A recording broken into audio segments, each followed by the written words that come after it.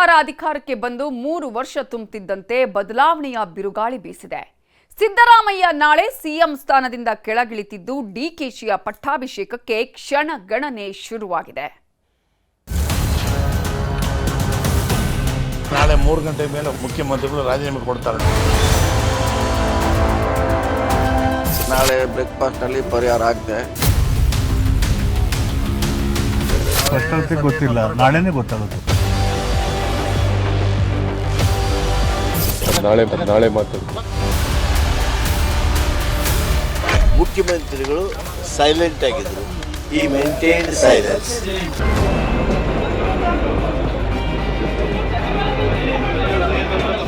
ಬಜೆಟ್ನಲ್ಲೂ 17 ಬಾರಿ ಬಜೆಟ್ ಮಂಡಿಸಿದ ದಾಖಲೆ ರಾಮಯ್ಯ. ಬರೋಬ್ಬರಿ 8 ವರ್ಷ 8 ದಿನಗಳ ಕಾಲ ಆಡಳಿತ ಮಾಡೋದ್ರಲ್ಲೂ ದಾಖಲೆ ರಾಮಯ್ಯ. ದಾಖಲೆಗಳ ಸರದಾರ ಜನಪ್ರಿಯ ನಾಯಕ ಸಿದ್ದರಾಮಯ್ಯ ಸಿಎಂ ಸ್ಥಾನಕ್ಕೆ ರಾಜೀನಾಮೆ ನೀಡೋ ಹೊಸ್ತಿಲಲ್ಲಿದ್ದಾರೆ.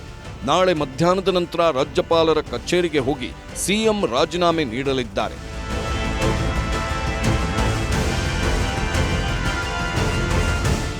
ಸಿಎಂ ರಾಜೀನಾಮೆ ಕೊಡ್ತಾರೆ ಅನ್ನೋ ಹೊತ್ತಲ್ಲೇ ಸಹಜವಾಗಿ ಸಿದ್ದು ಟೀಮ್ನಲ್ಲಿ ತಲ್ಲಣ, ಆತಂಕ ಶುರುವಾಗಿದೆ. ದೆಹಲಿಯಿಂದ ಬರುತ್ತಲೇ ರಾತ್ರಿ 1 ಸುತ್ತಿನ ಮಾತುಕತೆ ಇತ್ತು. ಬೆಳಿಗ್ಗೆಯೂ ಕೂಡ ಆಪ್ತರ ದಂಡು ಸಿಎಂ ಮನೆ ಸೇರಿತ್ತು. 12 ಸಚಿವರು, 25 ಶಾಸಕರು, 8 ಎಂಎಲ್ಸಿಗಳು ಭಾಗಿಯಾಗಿದ್ದರು. ಬಿಎಸ್ ಗನ್ಮ್ಯಾನ್ ಹೊರಗಿಟ್ಟು ಪ್ರತ್ಯೇಕವಾಗಿ ಮಾತುಕತೆ ನಡೆಸಿದ್ರು. ರಾಜೀನಾಮೆ ನಿರ್ಧಾರದ ಬಗ್ಗೆ ಸಿಟ್ಟು ಹೊರಹಾಕಿದ್ರು.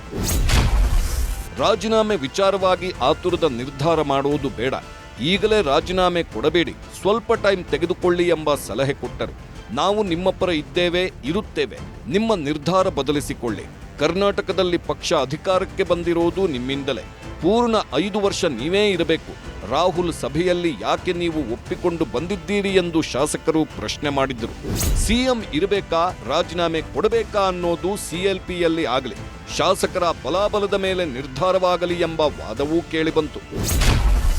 ಬದಲಾವಣೆ ಮಾಡೋದೇ ಆದ್ರೆ ಶಾಸಕರ ಬಲಾಬಲ ನೋಡಿಕೊಂಡು ಹೈಕಮಾಂಡ್ ತೀರ್ಮಾನ ಮಾಡಲಿ.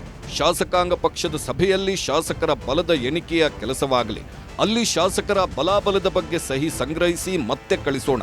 ಶಾಸಕರ ಸಂಖ್ಯೆ ಆಧರಿಸಿ ಸಿಎಂ ಸ್ಥಾನದ ತೀರ್ಮಾನವಾಗಲಿ ಎಂದರು. ದೆಹಲಿಯಿಂದ ಬರೋ ಉಸ್ತುವಾರಿಗಳಿಗೂ ಹೇಳುತ್ತೇವೆ, ನೀವು ರಾಜೀನಾಮೆ ಕೊಡಬೇಡಿ ಎಂದು ಸಿಎಂ ಮೇಲೆ ಒತ್ತಡ ಹೇರಲಾಯಿತು. ಶಾಸಕರು ಇಷ್ಟೆಲ್ಲ ಹೇಳುವಾಗಲೂ ಕೂಡ ಸಿಎಂ ಮೌನವಾಗೇ ಇದ್ದರು. ಸಚಿವರು, ಶಾಸಕರ ಒತ್ತಡದ ನಡುವೆ ಸಿಎಂ ಸಿದ್ದರಾಮಯ್ಯ ಮೌನವಾಗಿದ್ದರು. ಶಾಸಕರ ಯಾವುದೇ ಮಾತುಗಳಿಗೂ ಮಾತಾಡದೆ ಸುಮ್ಮನೆ ಕುಳಿತಿದ್ದರು ಸಿಎಂ. ರಾಹುಲ್ ಗಾಂಧಿ ಮಾತು ಮೀರಿ ನಡೆಯಲ್ಲ ಎಂಬ ಮನಸ್ಥಿತಿಯಲ್ಲಿದ್ದ ಸಿಎಂ ಶಾಸಕರ ಸಹಿ ಸಂಗ್ರಹಕ್ಕೆ ಒಪ್ಪಿಗೆ ಸೂಚಿಸಲಿಲ್ಲ. ನನ್ನ ಅಭಿಪ್ರಾಯ ನಾಳೆ ತಿಳಿಸುತ್ತೇನೆ ಎಂದಷ್ಟೇ ಶಾಸಕರಿಗೆ ಹೇಳಿದ್ದಾರೆ. ಸಿದ್ದರಾಮಯ್ಯ ನಡೆಯಿಂದಾಗಿ ಈಗ ಆಪ್ತ ಸಚಿವರಿಗೆ ಭಾರೀ ಚಿಂತೆ ಶುರುವಾಗಿದೆ. ಸನ್ಮಾನ್ಯ ಮುಖ್ಯಮಂತ್ರಿಗಳನ್ನ ನಾವು ಇವತ್ತು ಭೇಟಿಯಾಗೋದಕ್ಕೆ ಬಂದಿದ್ವಿ.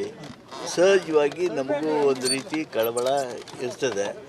ಅದ್ರ ಬಗ್ಗೆ ಮಾತಾಡೋದಕ್ಕಂತೇಳಿ ಮಾನ್ಯ ಮುಖ್ಯಮಂತ್ರಿಗಳ ಹತ್ರ ಬಂದಿದ್ವಿ. ಹೇಳಿದೆ ಯಾಕಪ್ಪ ಅಂತ, ಇಲ್ಪ ಬೆಂಗಳೂರು ಡೆಲ್ಲಿಲಿ ಎಲ್ಲ ಡಿಸ್ಕಷನ್ ಆಗಿದೆ ಅಂತ ಅಷ್ಟು ಹೇಳಿದರು. ರಾಜೀನಾಮೆ ನೀಡಲು ಹೈಕಮಾಂಡ್ ಮುಂದೆ ಸಿದ್ದರಾಮಯ್ಯ ಹಲವು ಷರತ್ತುಗಳನ್ನು ಹಾಕಿದ್ದಾರೆ ಎನ್ನಲಾಗಿದೆ. ಡಿಕೆಶಿ ಸಂಪುಟದಲ್ಲಿ 3 ಡಿಸಿಎಂಗಳ ನೇಮಕವಾಗಬೇಕು, ಸಮುದಾಯವಾರು ಡಿಸಿಎಂಗಳ ನೇಮಕವಾಗಬೇಕು. ಸಿದ್ದರಾಮಯ್ಯ ಹೇಳಿದ 20ಕ್ಕೂ ಹೆಚ್ಚು ಮಂದಿಗೆ ಮಂತ್ರಿ ಸ್ಥಾನ ಕೊಡಬೇಕು. ಡಿಕೆಶಿ ಸಿಎಂ ಆದ್ರೆ ಸತೀಶ್ ಜಾರಕಿಹೊಳಿ ಕೆಪಿಸಿಸಿ ಅಧ್ಯಕ್ಷರಾಗಬೇಕು. ಸಚಿವ ಸ್ಥಾನದ ಜೊತೆಗೆ ಸತೀಶ್ಗೆ ಕೆಪಿಸಿಸಿ ಅಧ್ಯಕ್ಷಗಿರಿ ಕೊಡಬೇಕೆಂಬ ಬೇಡಿಕೆಯನ್ನ ಸಿಎಂ ಇಟ್ಟಿದ್ದಾರೆ ಎಂದೇ ಹೇಳಲಾಗ್ತಿದೆ. ಎಲ್ಲದರ ಬಗ್ಗೆ ಕೇಳಿದ್ರೆ ಎಲ್ಲದಕ್ಕೂ ನಾಳೆಯೇ ಉತ್ತರ ಕೊಡ್ತೇನೆ ಅಂದ್ರು. ದೆಹಲಿಗೆ ಹೋಗಿದ್ರಿ ಸರ್, ಹೈಕಮಾಂಡ್ ಜೊತೆಲಿ ಏನಾದರೂ ಚರ್ಚೆ ಆಯ್ತಾ? ಹೇಗೆ, ಏನ್ ತೀರ್ಮಾನ? ನಾಳೆ ಮಾತಾಡ್ತಾರೆ. ಇನ್ನು ಸಿದ್ದರಾಮಯ್ಯನವರಂತೆಯೇ ಸಂಪುಟದ ಹಲವು ಮಂದಿ ಕೂಡ ಏನೇ ಕೇಳಿದ್ರು ನಾಳೆ ನಾಳೆ ಅಂತಿದ್ದಾರೆ. ಗೊಂದಲಕ್ಕೆ ನಮ್ಮ ಸುರ್ಜಿವಾಲಾ ಅವರು ಇವತ್ತು ಅಥವಾ ನಾಳೆ ಅವರು ಪ್ರೆಸ್ ಕಾನ್ಫರೆನ್ಸ್ ಕರೀಬಹುದು ಅಥವಾ ನಿಮ್ಮನ್ನು ಕರೆಸಿ ಹೇಳ್ಬಹುದು. ಅದಕ್ಕೆ ಒಂದು ತೆರೆ ಬೀಳುತ್ತೆ. ಮುಖ್ಯಮಂತ್ರಿಗಳ ಬ್ರೇಕ್ಫಾಸ್ಟ್ ನಂತರ ಬಹಿರಂಗ ಆಗ್ತದೆ, ಅಲ್ಲಿವರೆಗೆ ವೇಟ್ ಮಾಡಬೇಕಷ್ಟೇ. ಈ ಮಧ್ಯೆ ಸೋಷಿಯಲ್ ಮೀಡಿಯಾದಲ್ಲಿ ಸಿದ್ದರಾಮಯ್ಯನವರು ಹಾಕಿದ ಪೋಸ್ಟ್ ರಾಜೀನಾಮೆ ಮಾತಿಗೆ ಇನ್ನಷ್ಟು ಪುಷ್ಟಿ ನೀಡಿತ್ತು. ಎಕ್ಸ್ನಲ್ಲಿ 3 ವರ್ಷದ ಸಾಧನೆ ಮೆಲುಕು ಹಾಕಿದ ಸಿದ್ದರಾಮಯ್ಯ, ಸರ್ಕಾರದ ಪ್ರತಿಯೊಂದು ಶ್ರೇಯವನ್ನ ಕನ್ನಡಿಗನಿಗೆ ಅರ್ಪಿಸುತ್ತೇವೆ.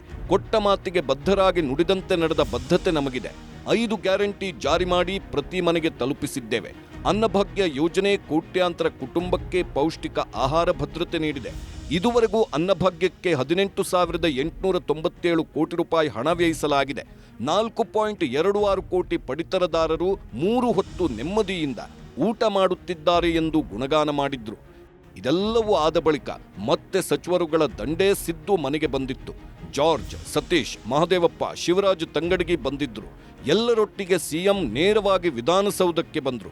ಕಾರಿನಲ್ಲಿ ಕೂತಿದ್ದ ಸಿದ್ದರಾಮಯ್ಯ ಸಿಳ್ಳೆ ಹೊಡೆಯುತ್ತಲೇ ಬಂದು ವಿಧಾನಸೌಧಕ್ಕೆ ಎಂಟ್ರಿ ಕೊಟ್ಟಿದ್ದು ಗಮನ ಸೆಳೆಯಿತು.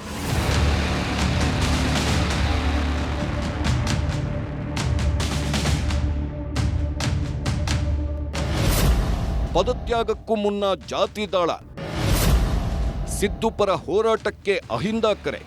ಸಿಎಂ ಸ್ಥಾನಕ್ಕೆ ರಾಜೀನಾಮೆ ನೀಡುವ ಮುನ್ನ ಜಾತಿಗಣತಿ ವರದಿ ಸ್ವೀಕರಿಸಿದ್ದಾರೆ ಸಿಎಂ ಸಿದ್ದರಾಮಯ್ಯ. ಹಿಂದುಳಿದ ವರ್ಗಗಳ ಆಯೋಗದಿಂದ ವರದಿ ಸ್ವೀಕರಿಸಿದ್ದಾರೆ. ಸಿಎಂ ಸ್ಥಾನದ ಪದತ್ಯಾಗಕ್ಕೂ ಮುನ್ನ ವರದಿ ಅಂಗೀಕಾರ ಮಾಡಲಿದ್ದಾರೆ. ಯಾವ ಆತುರನೂ ಇಲ್ಲ. ನಾನು ನಿಮ್ಗೆ ಹೇಳಿದ್ದು 1 ತಿಂಗಳ ಹಿಂದೆನೇ ರೆಡಿಯಾಗಿತ್ತು. 1 ತಿಂಗಳಿಂದನೇ ನಾವು ಕೊಡಬೇಕು ಅಂತೇಳಿ ತಯಾರಿ ಮಾಡ್ಕೊಳ್ತಾ ಇದ್ವಿ. ನಮ್ಮ ಮೆಂಬರ್ಸ್ ಕೆಲವರು ಅವೈಲೇಬಲ್ ಇಲ್ದಿದ್ದರಿಂದ ನಾವು ಅದನ್ನು ಫೈನಲ್ ಟಚ್ ಕೊಟ್ಟು ಬೈಂಡ್ ಮಾಡಲಿಕ್ಕೆ ಆಗಿರಲಿಲ್ಲ. ಇವತ್ತು ಮೀಟಿಂಗ್ ಆಗಿ ಅದನ್ನು ಅಪ್ರೂವ್ ಆಗಿದ್ದಕ್ಕೆ ನಾವು ಸಬ್ಮಿಟ್ ಮಾಡ್ತಾ ಇದ್ದೀವಿ. It is a coincidence that certain political developments have taken place. It has nothing to do with our submission of the report to the government. ಈ ಮಧ್ಯೆ ಸಿದ್ದರಾಮಯ್ಯ ರಾಜೀನಾಮೆ ವಿರೋಧಿಸಿ ಅಭಿಮಾನಿಗಳು ಪ್ರತಿಭಟನೆಗೆ ಕರೆ ಕೊಟ್ಟಿದ್ದಾರೆ. ಎಐಸಿಸಿ ಅಧ್ಯಕ್ಷರ ತವರು ಜಿಲ್ಲೆ ಕಲಬುರಗಿಯಲ್ಲಿ ನಾಳೆ ಸಿಎಂ ಸಿದ್ದರಾಮಯ್ಯ ಪರ ಹೋರಾಟಕ್ಕೆ ಕುರುಬ ಸಂಘ ಕರೆ ಕೊಟ್ಟಿದೆ. ಇನ್ನು ಬೆಂಗಳೂರಿನ ಸಿಎಂ ಮನೆಗೂ ಬಂದಿದ್ದ ಅಹಿಂದ ನಾಯಕರು ನಾಳೆಯಿಂದ ಹೋರಾಟ ಮಾಡುತ್ತೇವೆ ಎಂದರು. ಇದೇನಾದರೂ ನಿಜ ಆಗಿದ್ದಲ್ಲಿ ನಮ್ಮ ಈ ಸಮಾಜದಿಂದ ಏನು 100ಕ್ಕೆ 70 ಭಾಗದಷ್ಟು ಕಾಂಗ್ರೆಸ್ ಪಕ್ಷದಲ್ಲಿ ನಾವು ಗುಡಿಸ್ಕೊಂಡಿದ್ದೀವಿ. ಆ 100ಕ್ಕೆ 70% ಇರೋದು 0ಗೆ ಬರೋದಂದ್ರೂ ಕೂಡ ಸುಳ್ಳಲ್ಲ ಅಂತ ಅನ್ನೋದನ್ನ ಆಶ್ಚರ್ಯ ಅನ್ಕೊಡ್ಬೇಕಾಗಿಲ್ಲ. ಸಿದ್ದರಾಮಯ್ಯನವ್ರನ್ನ ಬದಲಾವಣೆ ಮಾಡೋದಾದರೆ ನಮ್ಮ ಸಮಾಜದಿಂದ ನಾವು ಸುಮ್ಮನೆ ಕೂತ್ಕೊಳ್ಳೋದಕ್ಕಾಗಲ್ಲ. ಮುಂದಿನ ಹೋರಾಟಗಳನ್ನು ನಾವು ರೂಪಿಸ್ತಾ ಇದ್ದೀವಿ. ಅದನ್ನು ನಾಳೆಯಿಂದ ನಾವು ಶುರು ಮಾಡ್ತೀವಿ. ಶುಕ್ರವಾರ ಸಿಎಲ್ಪಿ ನಾಯಕನಾಗಿ ಡಿಕೆ ಶಿವಕುಮಾರ್ ಆಯ್ಕೆ. ಶನಿವಾರ ಅಥವಾ ಸೋಮವಾರ ಡಿಕೆಶಿ ಪದಗ್ರಹಣ. ನಾಳೆ ಸಿಎಂ ಸಿದ್ದರಾಮಯ್ಯ ರಾಜೀನಾಮೆ ನೀಡಲಿದ್ದು ನಾಡಿದ್ದು ಶುಕ್ರವಾರ ಸಿಎಲ್ಪಿ ಸಭೆ ನಡೆಯಲಿದೆ. ಅಲ್ಲಿ ಡಿಕೆ ಶಿವಕುಮಾರ್ ಅವರನ್ನ ಸಿಎಲ್ಪಿ ನಾಯಕರನ್ನಾಗಿ ಘೋಷಣೆ ಮಾಡುವ ಸಾಧ್ಯತೆಗಳಿವೆ. ಅಜ್ಜಯ್ಯ ಹೇಳಿದ ದಿನಾಂಕ ಸಮಯಕ್ಕೆ ಡಿಕೆಶಿ ಪ್ರಮಾಣ ವಚನ ಸ್ವೀಕರಿಸಲಿದ್ದಾರೆ. ದೆಹಲಿಯಿಂದ ವಾಪಸ್ಸಾಗಿರುವ ಡಿಕೆ ಸುರೇಶ್ ಡಿಕೆ ಆಪ್ತರೊಂದಿಗೆ ಸಭೆ ಮಾಡಿದ್ರು. ಒಳ್ಳೆ ಗಳಿಗೆ ಒಳಗೆ ಕಾಲ ಕೂಡು ಬಂದಿದೆ. ನಮ್ಮ ನಾಯಕರಿಗೆ ನಾವೆಲ್ಲ ಏನು ಇಡೀ ರಾಜ್ಯದ ಜನರು, ನಾಯಕರು, ಮುಖಂಡಗಳು, ಕಾರ್ಯಕರ್ತರು ಏನು ಬಯಸ್ತಾ ಇದ್ರು ಭಗವಂತ ಇವತ್ತು ನೆರವೇರಿಸಿದ್ದಾನೆ. ಅವನಿಗೆ 1 ಕೋಟಿ ಕೋಟಿ ಕೋಟಿ ಕೋಟಿ ನಮಸ್ಕಾರ. ಅದರಲ್ಲಿ ಸಿದ್ದರಾಮಣ್ಣವರು ಮುಖ್ಯಮಂತ್ರಿ ಆಗಿದ್ರು, ಬಹಳ ವರ್ಷಗಳು ಕೂಡ ಒಳ್ಳೆ ಸರ್ಕಾರನೂ ಕೂಡ ಕೊಟ್ಟಿದ್ದಾರೆ. ಬಹುಶಃ ಅವ್ರು ಮುಂದುವರಿಯೋದಾದ್ರೆ ನಮ್ದೇನು ತಕರಾರಿಲ್ಲ. ಅವ್ರು ಬೇಡ ಅಂದ ದಿವಸ ನೆಕ್ಸ್ಟ್ ಆಗಬೇಕಾಗಿರೋದು ನಮ್ಮ DCM ಮುಖ್ಯಮಂತ್ರಿಗಳು ಆಗಬೇಕು ಅಂತ ನಮ್ಮ ವಾದ ಅಷ್ಟೇ. ನಾಳೆ ಸಿದ್ದರಾಮಣ್ಣ ತೆಗೆದುಬಿಟ್ಟು ಇವ್ರನ್ನ ಮಾಡಿ ಅಂತ ನಮ್ಮ ವಾದ ಇಲ್ಲ. ಡಿಸಿಎಂ ಡಿಕೆಶಿ ಪಾಳೆಯದಲ್ಲಿ ಸಂಭ್ರಮಾಚರಣೆ ಜೋರಾಗಿದೆ. ಸಾಮಾಜಿಕ ಜಾಲತಾಣದಲ್ಲಿ ಡಿಸಿಎಂ ಅಭಿಮಾನಿಗಳು ಫುಲ್ ಖುಷಿಯಾಗಿ ಪೋಸ್ಟ್ ಮಾಡುತ್ತಿದ್ದಾರೆ. ಸಾಮಾಜಿಕ ಜಾಲತಾಣದಲ್ಲಿ ಮುಂದಿನ ಸಿಎಂ ಡಿಕೆ ಶಿವಕುಮಾರ್ ಅನ್ನೋ ಪೋಸ್ಟ್ಗಳು ರಾರಾಜಿಸುತ್ತಿದೆ. ಸಿಎಂ ಪಟ್ಟಕ್ಕೆ ಡಿಕೆಶಿ ಏರೋದು ಖಚಿತವಾಗಿರೋ ಹಿನ್ನೆಲೆ ಡಿಕೆ ಅಭಿಮಾನಿಗಳು ಸಂಭ್ರಮಾಚರಣೆ ಮಾಡುತ್ತಿದ್ದಾರೆ. ರಾಮನಗರದಲ್ಲಿ ಡಿಸಿಎಂ ಡಿಕೆಶಿ ಬೆಂಬಲಿಗರು ಹರ್ಷ ವ್ಯಕ್ತಪಡಿಸಿದ್ದಾರೆ. ರಾಮನಗರದಲ್ಲಿ ಪಟಾಕಿ ಸಿಡಿಸಿದ ಕಾಂಗ್ರೆಸ್ ಕಾರ್ಯಕರ್ತರು ಸಿಹಿ ಹಂಚಿ ಡಿಕೆಶಿ ಪರ ಘೋಷಣೆ ಕೂಗಿ ಹರ್ಷ ವ್ಯಕ್ತಪಡಿಸಿದ್ರು.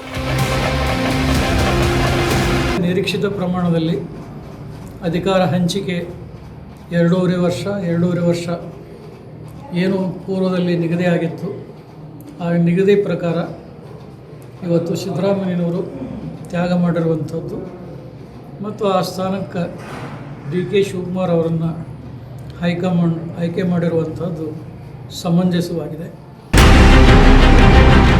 ಇದೀಗ ರಾಜ್ಯದಲ್ಲಿ ಶಿವಕುಮಾರ ಪರ್ವಕ್ಕೆ ಕ್ಷಣಗಣನೆ ಆರಂಭವಾಗಿದೆ. 2 ವರ್ಷಗಳ ಅಧಿಕಾರ, 2028ರ ವಿಧಾನಸಭೆ, 2029ರ ಲೋಕಸಭೆ ಗೆಲ್ಲೋ ಟಾಸ್ಕ್ ಡಿಕೆ ಮುಂದಿದೆ. ಕಾಂಗ್ರೆಸ್ನಲ್ಲಿ ಟ್ರಬಲ್ ಶೂಟರ್, ಸಂಘಟನಾ ಚತುರ ಎಂಬೆಲ್ಲ ಬಿರುದುಗಳನ್ನು ಹೊಂದಿರುವ ಡಿಕೆ ಶಿವಕುಮಾರ್ ತಮ್ಮ ಕನಸು ನನಸು ಮಾಡಿಕೊಳ್ಳುವ ಹೊಸ್ತಿಲಲ್ಲಿ ನಿಂತಿದ್ದು ಅವರ ಆಡಳಿತ ವೈಖರಿಯನ್ನ ನೋಡಲು ರಾಜ್ಯ ಕುತೂಹಲದಿಂದ ಕಾಯುತ್ತಿದೆ. Bureau report, news 18.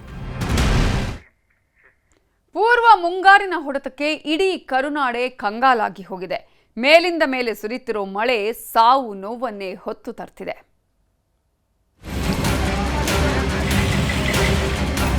ಮಳೆ ಅನ್ನೋ ಈಗ ಅಡ್ಡಲ್ರಿ ಈಗಂತರ ಮಾನ್ಯ ಚಲೋ ಮಳೆ ಆಗತ್ರಿ. ಒಮ್ಮೆ ವರುಣದೇವ ಮೈ ಕೊಡವಿ ನಿಂತ್ರೆ ಪರಿಸ್ಥಿತಿ ಹೇಗಿರುತ್ತೆ ಅನ್ನೋದಕ್ಕೆ ಈ ದೃಶ್ಯಗಳೇ ಜೀವಂತ ಸಾಕ್ಷಿ. ಇನ್ನೂ ಸರಿಯಾಗಿ ಮಳೆಗಾಲವೇ ಶುರುವಾಗಿಲ್ಲ, ಮುಂಗಾರು ಕೂಡ ಆರಂಭವಾಗಿಲ್ಲ. ಅಷ್ಟರಲ್ಲೇ ಮಹಾಮಳೆಯ ಅಬ್ಬರ ಶುರುವಾಗಿದೆ. ಮೇಲಿಂದ ಮೇಲೆ ಬರ್ತಿರೋ ಮಳೆ ಸಾವು ನೋವನ್ನೇ ಹೊತ್ತು ತರ್ತಿದೆ. ಪೂರ್ವ ಮುಂಗಾರಿನ ಹೊಡೆತಕ್ಕೆ ಅರ್ಧಕ್ಕರ್ಧ ಕರುನಾಡೆ ಮುಳುಗಿ ಹೋಗ್ತಿದೆ. ಮೇಲ್ಚಾವಣಿ ಕುಸಿತ, ಮಗು ಸಾವು, 4 ಗಂಭೀರ. ಬೀದರ್ ಜಿಲ್ಲೆಯಲ್ಲಿ ಬಿರುಗಾಳಿ ಸಹಿತ ಆಲಿಕಲ್ಲು ಮಳೆಯಾಗಿದ್ದು 10 ಅವಾಂತರ ಸೃಷ್ಟಿಯಾಗಿದೆ. ಹುಲ್ಸೂರು ಪಟ್ಟಣದಲ್ಲಿ ಸುರಿದ ಭಾರಿ ಮಳೆಯ ಪರಿಣಾಮ ಮನೆಯ ಮೇಲ್ಛಾವಣಿ ಮೇಲಿದ್ದ ಕಲ್ಲು ಬಿದ್ದು 6 ವರ್ಷದ ಮಗು ಸಾವನ್ನಪ್ಪಿದೆ. ಜೊತೆಗೆ 4 ಗಂಭೀರವಾಗಿ ಗಾಯಗೊಂಡಿದ್ದು ಆಸ್ಪತ್ರೆಗೆ ದಾಖಲಿಸಲಾಗಿದೆ. ಬೀದರ್ ಜಿಲ್ಲೆಯಲ್ಲಿ ಸುರಿದ ಮಳೆಗೆ ಜನ ಕಂಗಾಲಾಗಿ ಹೋಗಿದ್ದಾರೆ. ನಗರದ ಬಹುತೇಕ ತಗ್ಗು ಪ್ರದೇಶದಲ್ಲಿ ಮಳೆ ನೀರು ನಿಂತಿದ್ದು ವಾಹನ ಸವಾರರು ಪರದಾಟ ನಡೆಸಿದ್ದಾರೆ. ಜಿಲ್ಲಾ ಉಸ್ತುವಾರಿ ಸಚಿವರ ಕಚೇರಿ ಮುಂದೆಯೇ ನೀರು ನಿಂತಿದ್ದು ಮೊಣಕಾಲುದ್ದ ನಿಂತ ನೀರಲ್ಲೇ ಜನ ಓಡಾಡ್ತಿದ್ದಾರೆ.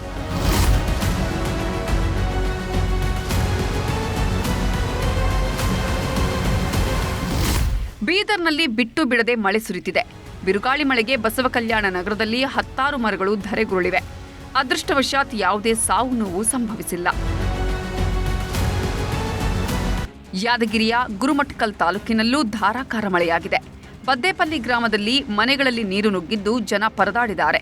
ಬೆಳಗ್ಗೆಯಿಂದ ಬಿಟ್ಟು ಬಿಡದೆ ಸುರಿದ ಮಳೆ ಜನರ ಬದುಕನ್ನ ಸರ್ವನಾಶ ಮಾಡಿದೆ. ಮನೆಯಲ್ಲಿದ್ದ ದವಸ ಧಾನ್ಯಗಳೆಲ್ಲ ನೀರು ಪಾಲಾಗಿವೆ.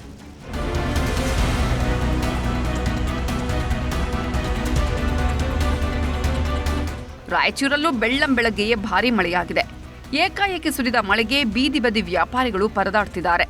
ಕಳೆದ 3-4 ದಿನಗಳಿಂದ ಮೇಲಿಂದ ಮೇಲೆ ಮಳೆಯಾಗ್ತಿದ್ದು ಬೆಳೆಗಳೆಲ್ಲ ಕೊಚ್ಚಿ ಹೋಗ್ತಿವೆ.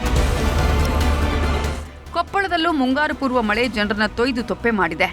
ಕುಕನೂರು ತಾಲೂಕಿನ ಎರೆಹಂಚಿನಾಳ ಸೇರಿದಂತೆ ಹಲವು ಗ್ರಾಮಗಳಲ್ಲಿ ಭಾರೀ ಮಳೆಯಾಗಿದೆ.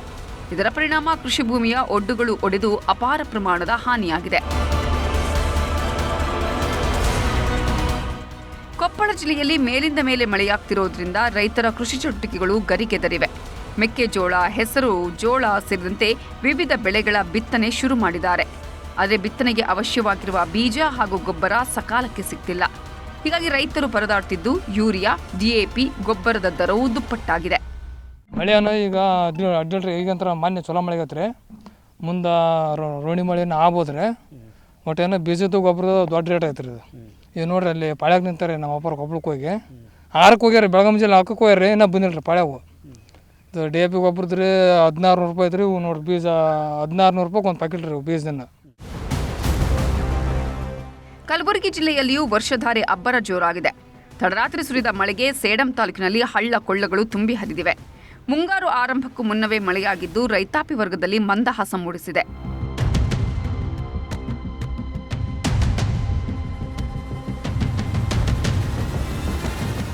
ಚಿತ್ರದುರ್ಗದಲ್ಲೂ ಮಹಾಮಳೆ ಸುರಿದಿದೆ.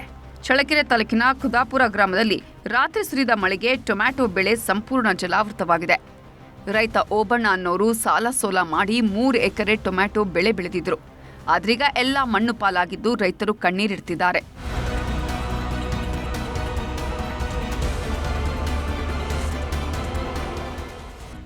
ಒಟ್ನಲ್ಲಿ ರಾಜ್ಯದಲ್ಲಿ ಪೂರ್ವ ಮುಂಗಾರಿನ ಅಬ್ಬರ ದಿನೇ ದಿನೇ ಜೋರಾಗ್ತಿದ್ದು ಸಾವು ನೋವುಗಳ ಸಂಖ್ಯೆಯೂ ಹೆಚ್ಚಾಗ್ತಿದೆ.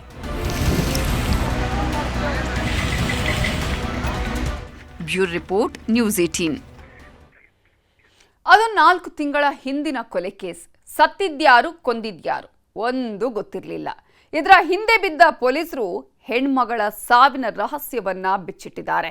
ನನಗಲ್ಲದೆ ಇನ್ಯಾರಿಗೂ ಸಿಗಬಾರದು ಅಂತ ರೊಚ್ಚಿಗೆದ್ದವ ರಣರಾಕ್ಷಸನಾಗಿದ್ದ.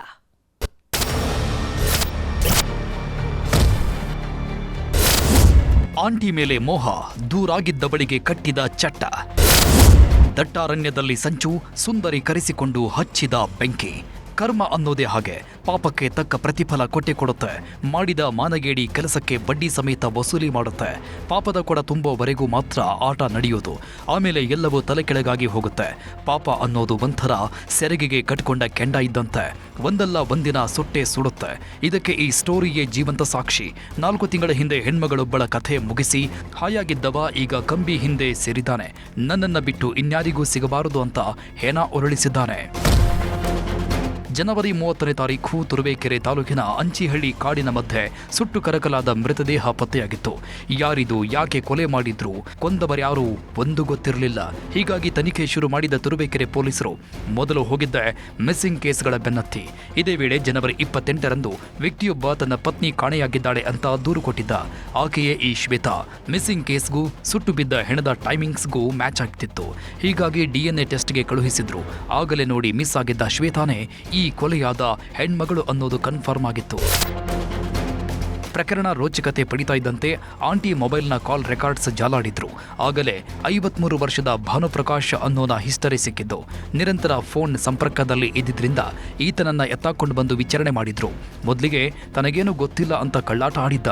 ಯಾವಾಗ ಬುಡಕ್ಕೆ ಬಿಸಿ ನೀರು ಕಾಯಿಸಿದ್ರೋ ಅಸಲಿ ಸತ್ಯ ಕಕ್ಕಿದ್ದಾನೆ. ಇವರು ಭಾನುಪ್ರಕಾಶ್ ಅನ್ನೋರ ಜೊತೆ ಇಲ್ಲಿಗಲ್ ಅಫೇರಲ್ಲಿ ಇದ್ದಾರೆ ಅನ್ನೋದನ್ನು ಅವ್ರ ಮನೆಯಲ್ಲಿ ಹೇಳಿರುತ್ತಾರೆ. ಇಮಿಡಿಯೇಟ್ ಆಗಿ ಅನುಮಾನದ ಮೇಲೆ ಭಾನುಪ್ರಕಾಶ್ ಅನ್ನೋರನ್ನು ಕಸ್ಟಡಿಗೆ ತಗೊಂಡು ಅವ್ರನ್ನ ಪ್ರಶ್ನೆ ಮಾಡುವಾಗ ಅವರು ಮಾಡಿರುವ ಕೃತ್ಯವನ್ನು ಒಪ್ಕೊಂಡಿರ್ತಾರೆ. ನನಗಲ್ಲದೆ ಇನ್ಯಾರಿಗೂ ಸಿಗಬಾರದು ಅಂತ ಕಗ್ಗೊಲೆ.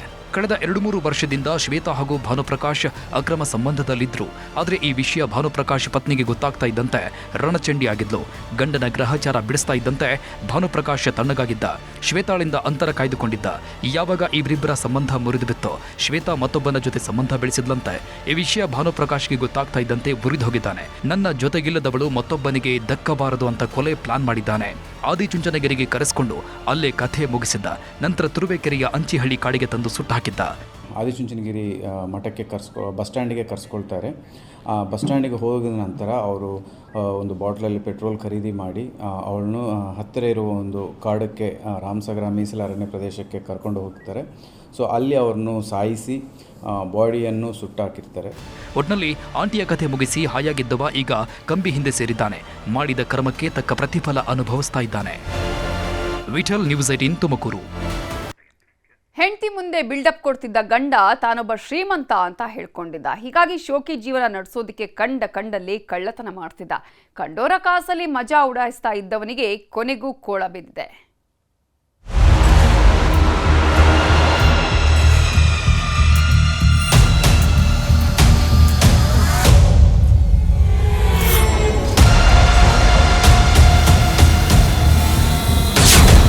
ಹೆಂಡತಿ ಮುಂದೆ ಪೋಸ್ ಕೊಡೋಕೆ ಮಾಡ್ತಿದ್ದ ಕಳ್ಳತನ. ಗ್ಯಾಂಗ್ ಕಟ್ಕೊಂಡು ಕೈ ಚಳಕ ತೋರಿತ್ತಿದ್ದವನಿಗೆ ಬಿತ್ತು ಕೋಳ. ಈ ಶೋಕಿ ಅನ್ನೋದು ಏನೇನೆಲ್ಲ ಮಾಡಿಸುತ್ತೆ ನೋಡಿ. ಮೈ ಬಗ್ಗಿಸಿ ದುಡಿದು ಶೋಕಿ ಮಾಡೋದು ಬೇರೆ. ಇದರಿಂದ ಯಾರಿಗೂ ತೊಂದರೆಗಿಲ್ಲ, ಆಪತ್ತೂಗಿಲ್ಲ. ಆದ್ರೆ ಕಂಡೋರ ಕಾಸಲ್ಲಿ ಶೋಕಿ ಮಾಡೋದಕ್ಕೆ ಹೋದ್ರೆ ಒಂದಲ್ಲ ಒಂದು ದಿನ ಅಪಾಯ ಕಟ್ಟಿಟ್ಟ ಬುತ್ತಿ. ಈತ ಕೂಡ ಕಿಂತದ್ದೇ ಶೋಕಿ ಜೀವನಕ್ಕೆ ಬಿದ್ದಿದ್ದ. ಕಂಡೋರ ಮನೆಗೆ ಕನ್ನ ಹಾಕಿ ಹೆಂಡತಿ ಮುಂದೆ ಶೋ ಆಫ್ ಕೊಡ್ತಿದ್ದ. ತಾನೆಂತ ಶ್ರೀಮಂತ, ತಾನೆಂತ ಹೈಫೈ ಜೀವನ ನಡೆಸ್ತಾಗಿದ್ದೀನಿ ಅಂತ ಬಿಲ್ಡಪ್ ಕೊಡ್ತಿದ್ದ. ಅದೇ ಈಗ ಇವನ ಪಾಲಿಗೆ ಕುತ್ತಾಗಿ ಪರಿಣಮಿಸಿದ. ಹೆಂಡತಿ ಮುಂದೆ ಶ್ರೀಮಂತಿಕೆ ತೋರಿಸಿಕೊಳ್ಳೋದಕ್ಕೆ ಹೋದವ ಕಂಬಿ ಹಿಂದೆ ಸೇರಿದ್ದಾನೆ.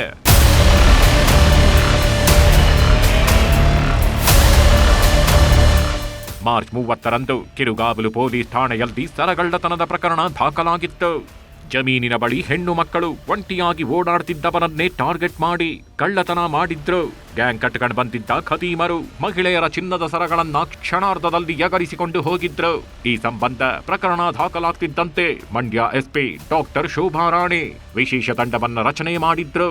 ಹೀಗಾಗಿ ಫೀಲ್ಡಿಗಿಳಿದ ಪೊಲೀಸರು ಭರ್ಜರಿ ಬೇಟೆಯಾಡಿದ್ದು 4 ಕೈಗೆ ಕೋಳ ತೊಡಿಸಿದ್ದಾರೆ. ಗುರುಪ್ರಸಾದ್ ಅಂತ ಹೇಳ್ಬಿಟ್ಟು 2025ನೇ ಇಸವಿಯವರೆಗೂ ಇವರು ಒಂದು ಅಫೆನ್ಸಲ್ಲಿ ಇದೇ ಥರ ಒಂದು ಚೈನ್ ಸ್ನ್ಯಾಚಿಂಗ್ ಮಾಡ್ತಾ ಇರ್ತಾರೆ ಮಾದೇಶ ಅನ್ನೋರ ಜೊತೆ ಸೇರಿಕೊಂಡು. ಇವ್ರದ್ದೇನೆಂದರೆ ಗುರುಪ್ರಸಾದ್ ಅವರಿಗೆ ಮ್ಯಾರೇಜ್ ಆಗಿರುತ್ತೆ. ಅವರ ಹೆಂಡತಿಗೆ ನಾನು ಸ್ಥಿತಿವಂತ ಅಂತ ತೋರಿಸ್ಕೊಳ್ಳಿಕ್ಕೋಸ್ಕರ ಅವರು ಒಂದು ಅಫೆನ್ಸ್ ಮಾಡ್ತಾ ಇರ್ತಾರೆ 2024ನೇ ಇಸ್ವಿವರೆಗೂ. ದರಗಳ್ಳರ ಗ್ಯಾಂಗ್ಗೆ ಗೀತನೇ ಸೂತ್ರಧಾರ. ಹೆಸರು ಗುರುಪ್ರಸಾದ್ ಅಂತ. ತಳಗವಾಡಿ ಗ್ರಾಮದ ಗೀತ ಬಿಟ್ಟಿ ಬಿಲ್ಡಪ್ ಕೊಡೋದ್ರಲ್ಲಿ ಎತ್ತಿದ ಕೈ. ಹೆಂಡತಿ ಮುಂದೆ ತಾನೊಬ್ಬ ಕಾಸಿದ್ದ ಕುಳ ಅಂತ ಹೇಳಿಕೊಂಡಿದ್ದ. ಇದಕ್ಕೆ ತಕ್ಕಂತೆ ಕಂಡೋರ ಕಾಸಲ್ದಿ ಮಜಾ ಉಡಾಯಿಸ್ತಿದ್ದ. ಜೇಬು ಖಾಲಿ ಆದಾಗ್ಲೆಲ್ಲ ಗ್ಯಾಂಗ್ ಕಟ್ಕೊಂಡು ಹೋಗಿ ಕಳ್ಳತನ ಮಾಡ್ತಿದ್ದ. ಇದೇಗೀಗ ಕಂಬಿ ಹಿಂದೆ ಸೇರುವಂತೆ ಮಾಡಿದೆ. 2025ನೇ ಇಸ್ವಿಯಲ್ಲಿ ಅವ್ರ ಹೆಂಡತಿ ಸೂಸೈಡ್ ಮಾಡ್ಕೊಂಡು ಇರ್ತಾರೆ. ಒಂದು 306 ಕೇಸ್ ಆಗಿ ಅದರಲ್ಲಿ ಆರೋಪಿಯಾಗಿ ಅವರು ಜೇಸಿಲಿ ಇರ್ತಾರೆ. ಅಲ್ಲಿಂದ ಹೊರಗಡೆ ಬಂದ ಮೇಲೆ ಇವರು ಟೀಮ್ ಕಟ್ಕೊಂಡು ಮಾಡ್ತಾ ಇರ್ತಾರೆ. ಅಂದರೆ ಏನಂದರೆ ರೋಹಿತ್ ಮತ್ತು ನಂಜೇಗೌಡ ಇವರು ಕಳ್ಳತನ ಮಾಡಿಕೊಂಡು ತೊಗೊಂಡು ಬಂದು ಕೊಡೋದು, ಇವರು ಅದನ್ನು ಡಿಸ್ಪೋಸ್ ಮಾಡೋವಂಥದ್ದು ಮತ್ತು ಹಂಚ್ಕೊಳ್ಳೋಂಥದ್ದು ದುಡ್ಡು, ಈ ಕೆಲಸವನ್ನು ಮಾಡ್ತಿರ್ತಾರೆ. ಟೋಟಲಿ 16 ಪ್ರಕರಣಗಳು ಪತ್ತೆಯಾಗಿರ್ತದೆ. 475.5 ಗ್ರಾಮ್ ರಿಕವರಿ ಆಗಿರುತ್ತೆ ಚಿನ್ನ. ಇದು ಅಂದಾಜು ಮೌಲ್ಯ 70,37,000 ಅಂದಾಜು ಬೆಲೆ ಇರುತ್ತೆ. ಬಂಧಿತ ಆರೋಪಿಗಳಿಂದ 475 ಗ್ರಾಂ ಚಿನ್ನಾಭರಣ, 2 ಬೈಕ್ ಸೇರಿದಂತೆ 70 ಲಕ್ಷ ಮೌಲ್ಯದ ವಸ್ತುಗಳನ್ನು ವಶಕ್ಕೆ ಪಡೆದಿದ್ದಾರೆ. ಅಲ್ಲದೆ ವಿವಿಧ ಪೊಲೀಸ್ ಠಾಣಾ ವ್ಯಾಪ್ತಿಯಲ್ಲಿ 16 ಪ್ರಕರಣಗಳಲ್ಲಿ ಭಾಗಿಯಾಗಿರೋದು ಗೊತ್ತಾಗ್ತಿದ್ದು ಬೆಂಡೆತ್ತಿ ಬ್ರೇಕ್ ಹಾಕ್ತಿದ್ದಾರೆ. ಸುನೀಲ್ ಗೌಡ, ನ್ಯೂಸ್ 18 ಮಂಡ್ಯ. ಶಿಕ್ಷಾಬಂದಿಯೊಬ್ಬ ಸುಪ್ರೀಂ ಕೋರ್ಟ್ ಹೆಸರಲ್ಲಿ ನಕಲಿ ಬಿಡುಗಡೆ ಆದೇಶವನ್ನು ಸೃಷ್ಟಿಸಿ ಜೈಲಾಧಿಕಾರಿಗಳ ಕಣ್ಣಿಗೆ ಮಣ್ಣೆರಚಿ ಎಸ್ಕೇಪ್ ಆಗಿದ್ದಾನೆ. ಸಿನಿಮೀಯ ರೀತಿಯಲ್ಲಿ ಜೈಲಿನಿಂದ ಹೊರಬಂದವನ ಮೇಲೆ 8 ವರ್ಷಗಳ ಬಳಿಕ ಹೊಸ ಎಫ್ಐಆರ್ ದಾಖಲಾಗಿದೆ. ಆ ಖತರ್ನಾಕ್ ಯಾರು, ಯಾವ ಜೈಲು ಅನ್ನೋದರ ಕುರಿತ ಡೀಟೇಲ್ಸ್ ಇಲ್ಲಿದೆ. ಸುಪ್ರೀಂ ಕೋರ್ಟ್ ಹೆಸರಿನಲ್ಲಿ ನಕಲಿ ಬಿಡುಗಡೆ ಆದೇಶ. 8 ವರ್ಷಗಳ ಬಳಿಕ ದಾಖಲಾಯಿತು ಹೊಸ ಎಫ್ಐಆರ್. ಚಳ್ಳೆಹಣ್ಣು ತಿನ್ಸೋದು ಅಂದ್ರೆ ಇದೇ ನೋಡಿ. ಜೀವಾವಧಿ ಶಿಕ್ಷೆ ಅನುಭವಿಸ್ತಾ ಇದ್ದ ಕೈದಿಯೊಬ್ಬ ಖತರ್ನಾಕ್ ಪ್ಲಾನ್ ಮಾಡಿ ಜೈಲಿನಿಂದ ಬಿಡುಗಡೆ ಆಗಿದ್ದಾನೆ. ತಮಿಳುನಾಡು ಮೂಲದ ಅಪರಾಧಿ ಶಂಕರ್ ಆರ್ ಮುಗಂ ಸುಪ್ರೀಂ ಕೋರ್ಟ್ನ ಹೆಸರನ್ನೇ ಬಳಸಿಕೊಂಡು ಜೈಲಾಧಿಕಾರಿಗಳಿಗೆ ಮಂಕುಬೂದಿ ಎರಚಿದ್ದಾನೆ. 2018ರಲ್ಲಿ ನಡೆದಿದ್ದ ಈ ಘಟನೆ ಬರೋಬ್ಬರಿ 8 ವರ್ಷಗಳ ಬಳಿಕ ಈಗ ಪರಪ್ಪನ ಅಗ್ರಹಾರ ಪೊಲೀಸ್ ಠಾಣೆ ಮೆಟ್ಟಿಲೇರಿದೆ.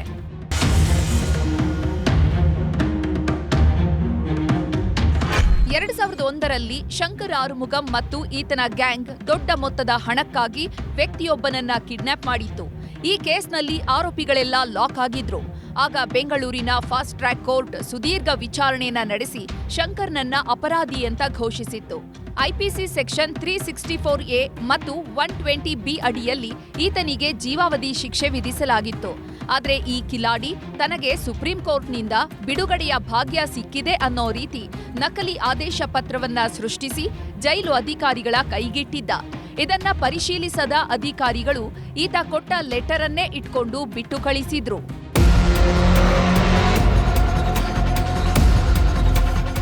ಯಾವಾಗ ಜೈಲಿನ ಬಾಗಿಲು ಓಪನ್ ಆಯ್ತೋ ಹಿಂದಿರುಗಿ ನೋಡದಂತೆ ಅಪರಾಧಿ ಶಂಕರ ಎಸ್ಕೇಪ್ ಆಗಿದ್ದ.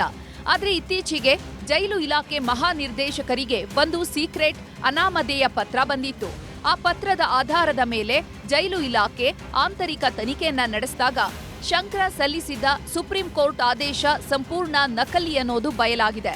ಇದರಲ್ಲಿ ಜೈಲಿನ ಉನ್ನತ ಅಧಿಕಾರಿಗಳ ನಿರ್ಲಕ್ಷ್ಯ ಅಥವಾ ಶಾಮೀಲು ಆಗಿರುವ ಶಂಕೆ ವ್ಯಕ್ತವಾಗಿದೆ. ಹೀಗಾಗಿ ಎಲ್ಲ ಆಯಾಮದಲ್ಲೂ ತನಿಖೆ ಚುರುಕುಗೊಂಡಿದೆ.